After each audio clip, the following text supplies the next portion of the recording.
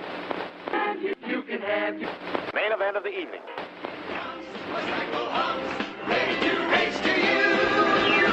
These days are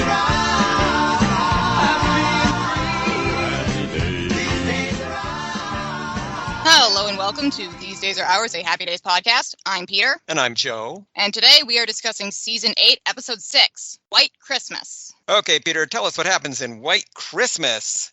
We open on Christmas Eve in the Cunningham house, where Howard and Joni are trimming the tree while Marion sets the table for dinner and sadly reminisces about the absent Richie. Richard used to like to put the tinsel on, remember, Howard? Yeah.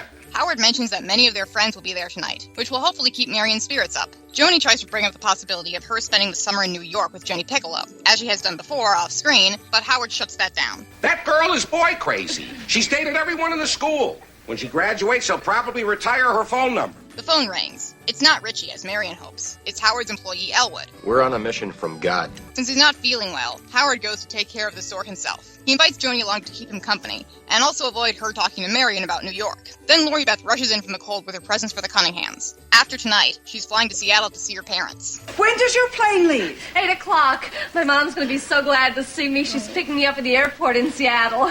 At Arnold's, Fonzie is directing Chachi, Jenny, and Roger as they wrap presents for orphans. Jenny gives Roger a present she made herself, a sweater that says, "I love Jenny." Roger is less than enthused. Gee, these letters are really sewn on here, huh? Yeah, guaranteed to last a lifetime. Potsy storms in, furious at his father for wanting him to wear a Rudolph mask to entertain his cousins, his 40-year-old cousins. My cousins are 40 years old! Al enters with the food he's bringing for Christmas Eve dinner at the Cunninghams, along with his ukulele on the off chance someone asks him to play it. He reminds Fonzie to lock up the restaurant. His time in Kenosha has made him beware the Christmas lunatic.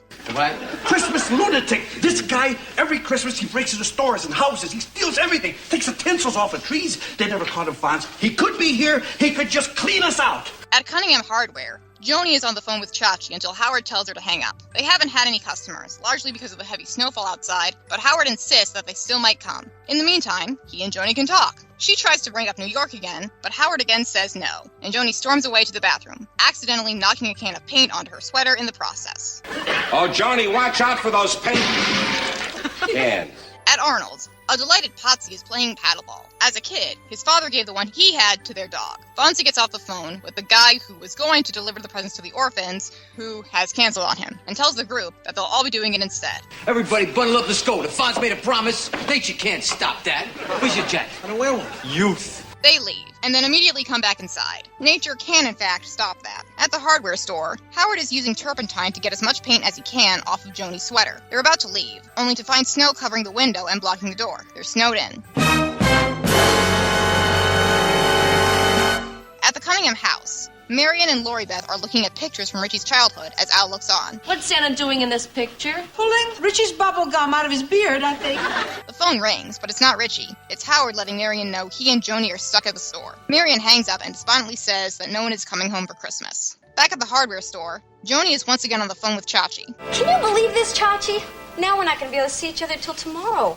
Howard takes the phone and says to put Fonzie on, but the phone suddenly goes dead. Joni is terrified, but Howard says things could be worse. Then the electricity goes out. We got electricity, and we got each other. Look, we got each other. Back at the Cunningham house, where the lights are also out, Marion is back to looking at pictures of Richie. Al wonders aloud if anyone is going to ask him to play the ukulele. Lori Beth, to be polite, does so. Oh, yes, Al. Why don't you play? They always ask. Al starts to play Silent Night, then changes his mind and starts to play Jingle Bells. He stops when he notices Marion crying. There's noise from upstairs. What was that? Al thinks it's the Christmas lunatic. Lori Beth and Marion both wish Richie was there, or any man. Al agrees, until he remembers he's a man. I'm a man. While Marion and Lori Beth wait in the living room with heavy objects, Al goes upstairs to clobber the lunatic, only to find it's just a baby bird. He takes it into the kitchen for breadcrumbs. I better not let him see the turkey, though. He might get offended. Back at the hardware store, Howard has set up a lantern. There's no food except for a Baby Ruth that Joni has. Howard says the name comes from Babe Ruth, The Sultan of Swat, the old Bambino. who Howard saw play in New York in 1933 when he was 18. He ran away from home with his best friend, Arnie Finster. They rode in boxcars and once got robbed and thrown off the train by two hobos. Howard spent that summer in the Great Depression just trying to survive, until he got a job selling hot dogs at Yankee Stadium. Sounds to me like you had some fun. Fun. Yeah. Joni asks if this means she can go to New York, and Howard says he'll talk it over with Marion. It's hard to watch your children grow up, and the saddest day of Howard's life was when he couldn't pick Joni up and hold her anymore. Someday she'll understand, and Joni says she does. Howard kisses her forehead. Back at Arnold's, Potsy asks Roger if his father treated him well. Roger says his traveling salesman father would take the whole month of December off just to be with him. We used to go out and chop down our own Christmas trees. He's a really great guy. You'd like him. Yeah, I'd like him. Potsy asks Chachi about his father, and Chachi says he doesn't remember his father. Potsy asks Fonzie, and Fonzie recounts the tale of a kid he knows, named Augie, whose father didn't show up for a father-son assembly, so he got a random guy off the street to pretend to be his dad for a dime. I think that Augie would love to be a reindeer if his father was around to ask him. Potsy, realizing who Augie is a stand-in for, remembers when his dad showed up for an assembly where Potsy sang, and was the first person to stand up and applaud. Fonzie, sick of being trapped, puts on the suit from a Santa stand and goes outside. Back at the Cunningham house, Al has fallen asleep on the couch, and the lights have come back on. Lori Beth hopes her parents didn't wait too long at the airport. She says this must have been a disappointing Christmas for Marion. But Marion says, no, it hasn't. She spent so long making a fuss about Richie not being there, and then Howard and Joni couldn't come home. She spent all night thinking about them, and certain that they were thinking about her. And that's really what Christmas is all about. You don't need to all be in the same room for the feeling. In that moment, the door opens, and in stream Howard, Joni, Fonzie, Roger, Potsy, Chachi, and Jenny. Merowitz, Barowitz, Handelman, Shandelman, Sperber and Gerber and Steiner and Stone, Moskowitz, Lupowitz, Aronson, Behrens, Kleiman and Feynman and Friedman and Cohn. They made it because Fonzie knows a girl named Lucille, who drives a snowplow. They all sing Deck the Halls, as Al plays the ukulele. As everyone continues to enjoy their Christmas, there's a phone call, and this one is finally Richie. Everyone wishes him a Merry Christmas, and Fonzie wishes him a Happy New Year. A very Happy New Year, Red.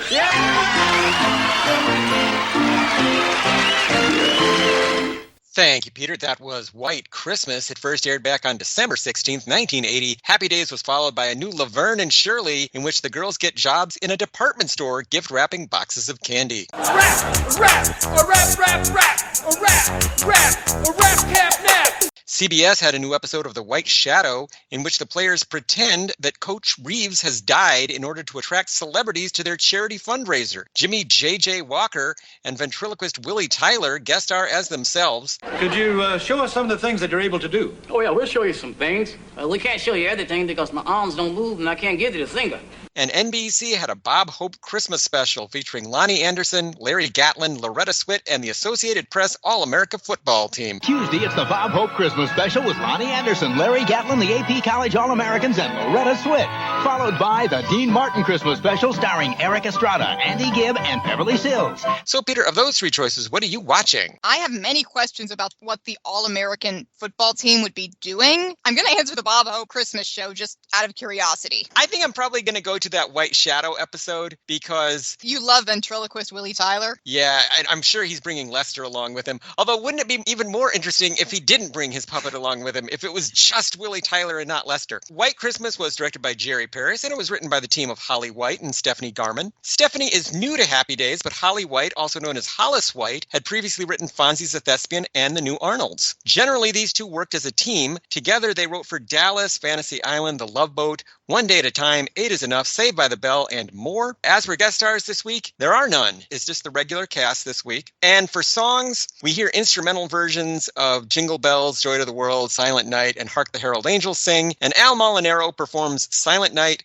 Jingle Bells, and Deck the Halls. As for cultural and historical references, the episode is named after White Christmas, a song written by Irving Berlin for the 1942 film Holiday Inn. I'm dreaming of a white Christmas.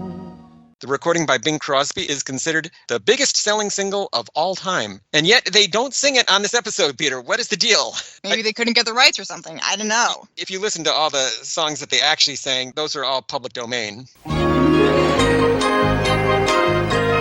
do we always wait till Christmas Eve to trim the tree? It's a tradition, Dad.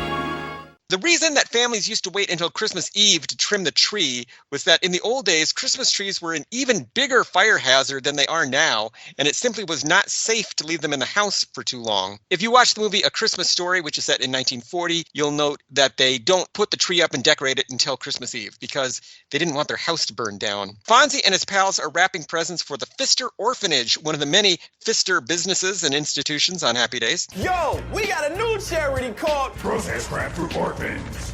We're gonna send them stuff that no one else is sending them.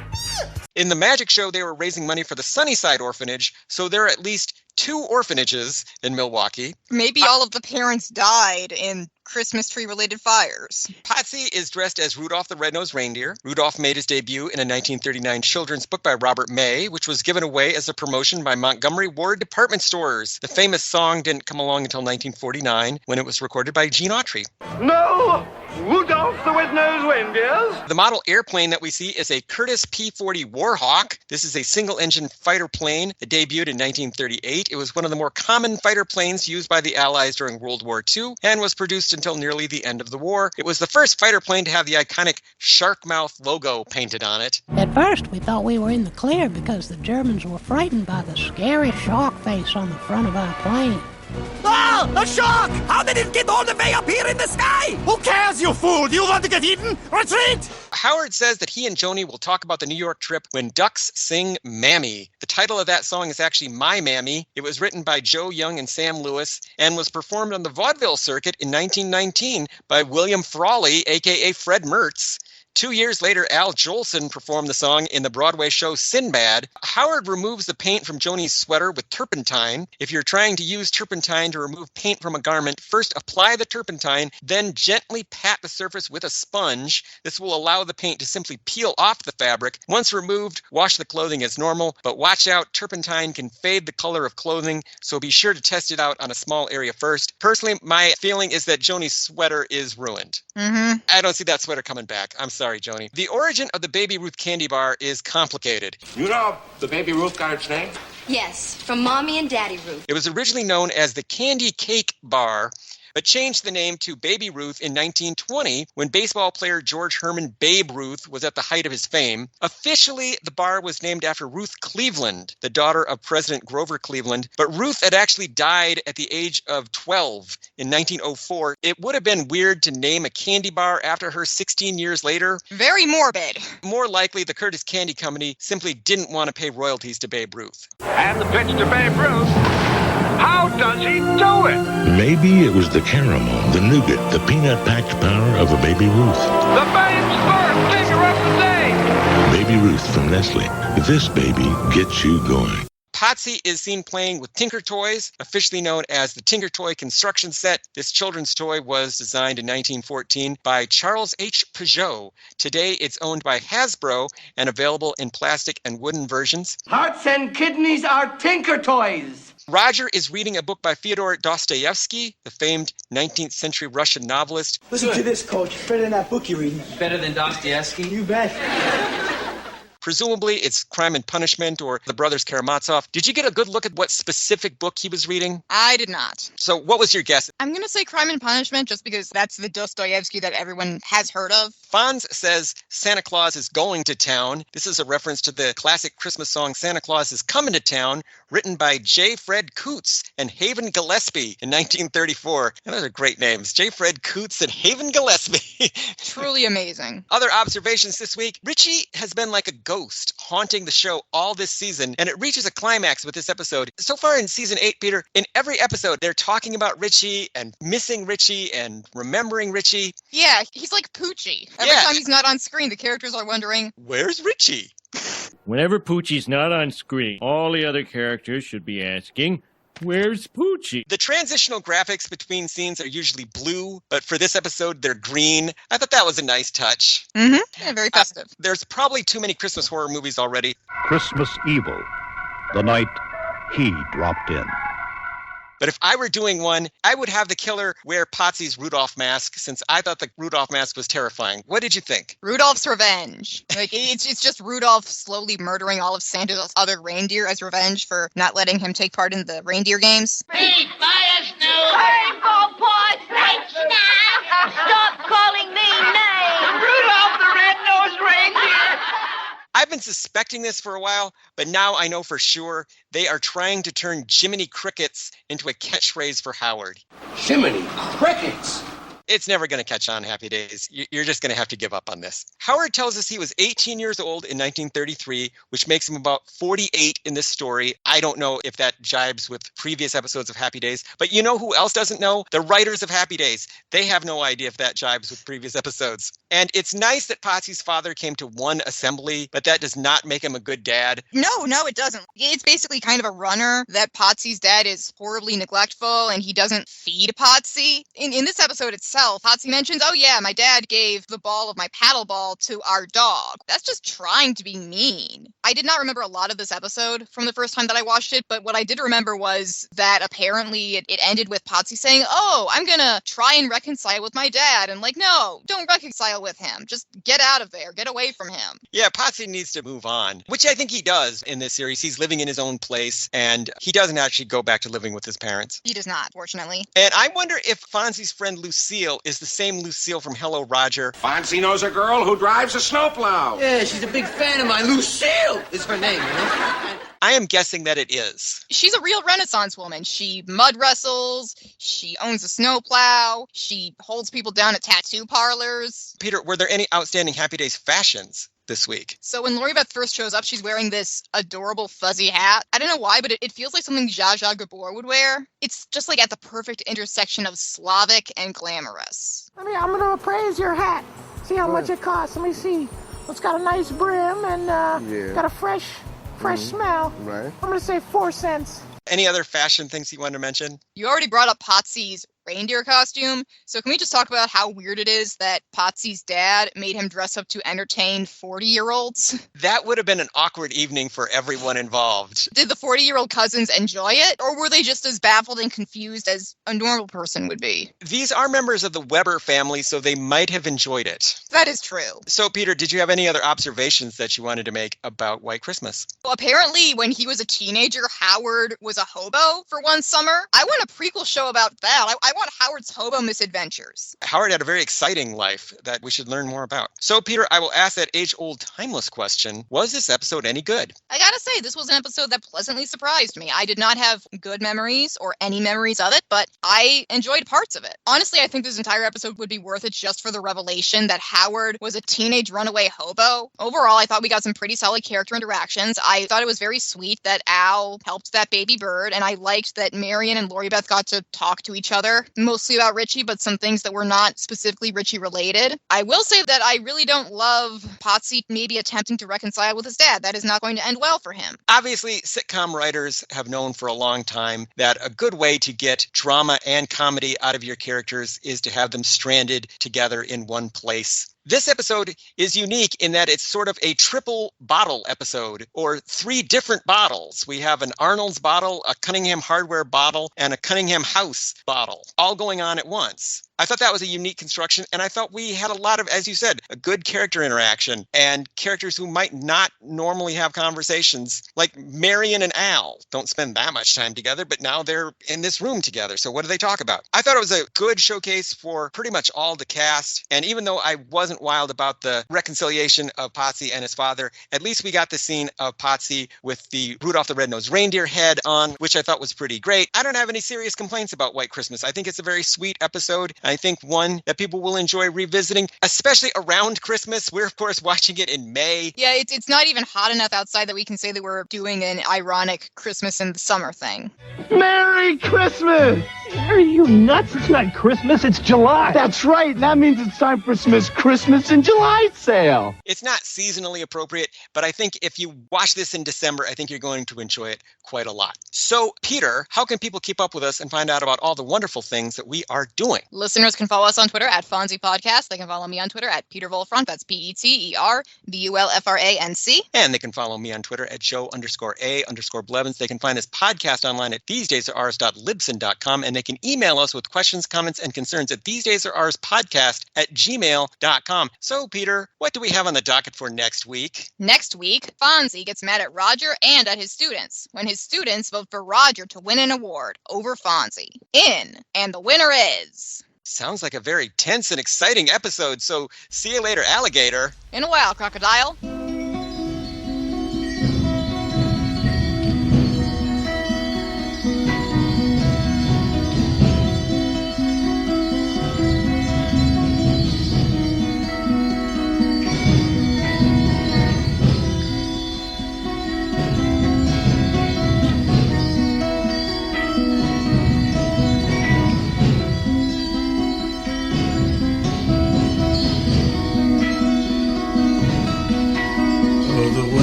outside is frightful. The fire is so delightful. Since we've no place to go, let it snow, let it snow, let it snow. My cousins are 40 years old.